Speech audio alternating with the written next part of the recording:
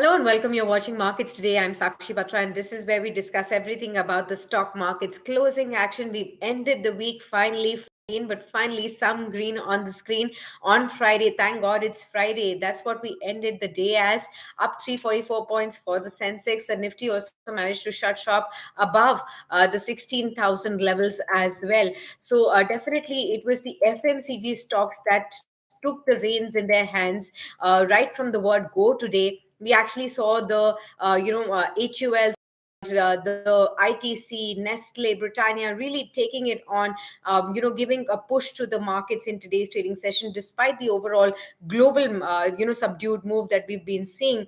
However, the markets did end lower on a weekly basis, the first weekly loss in the last 4 weeks that we have seen. So that's a bit of a drag. But both the indices are down by 1% this week. But on in today's trading session, we actually saw the Nifty rising by almost 0.7% to close the day in the green, well over in the green. The FMCG goods index, in fact, rose by over 1%, mainly buoyed by the weaker key raw material prices, including wheat, palm oil, crude oil, all of that supporting the sentiments for the FMCG companies. The rupee, however, extended loss to the fifth straight trading session, hitting a fresh low against the dollar too.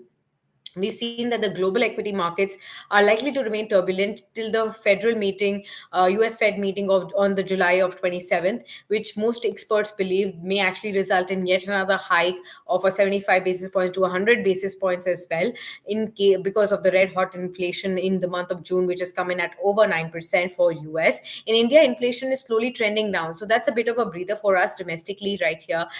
There's going to be a decline further because of the fall in crude oil prices and the fall in the other key raw material prices. That's what most of the experts are anticipating. So that's a bit of a comfort level for us. The major drag on the market continues to be the FII selling, which has exceeded $30 billion so far this year. But this month, we have seen that slight buying action has also begun for the markets, and that's what experts are really betting big on.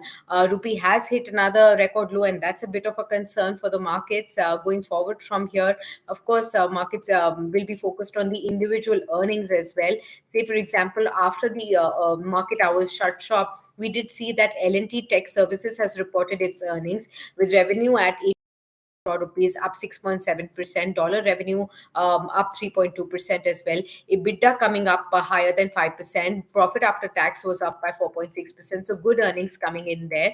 What do we expect as we move forward into the next week now? Markets will first react to the banking major HDFC Bank's numbers, which will come out over the weekend, and markets will be reacting to that on Monday.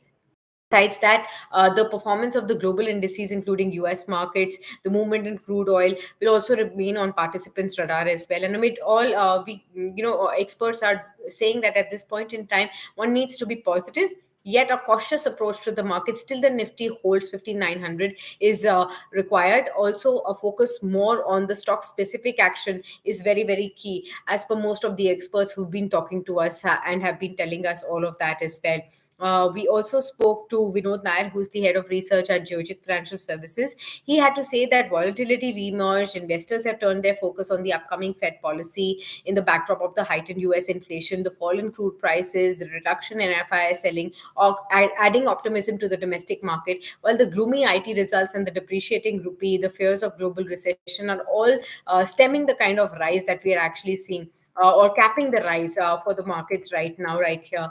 Nifty Energy also, in fact, advanced for 3 weeks in a row. Adani Transmission, Adani Green, these were the top gainers today. On this weekly basis, if you need to see, the Nifty snapped a 3 week gaining streak. Fell 1%. HCL Technologies, TCS were the top losers of this week. Almost 50% of the Nifty constituents declined this week. The declined over 1%.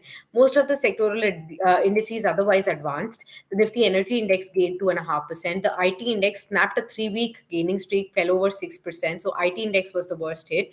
Was declined since the week ended June 17 of 2022 as well.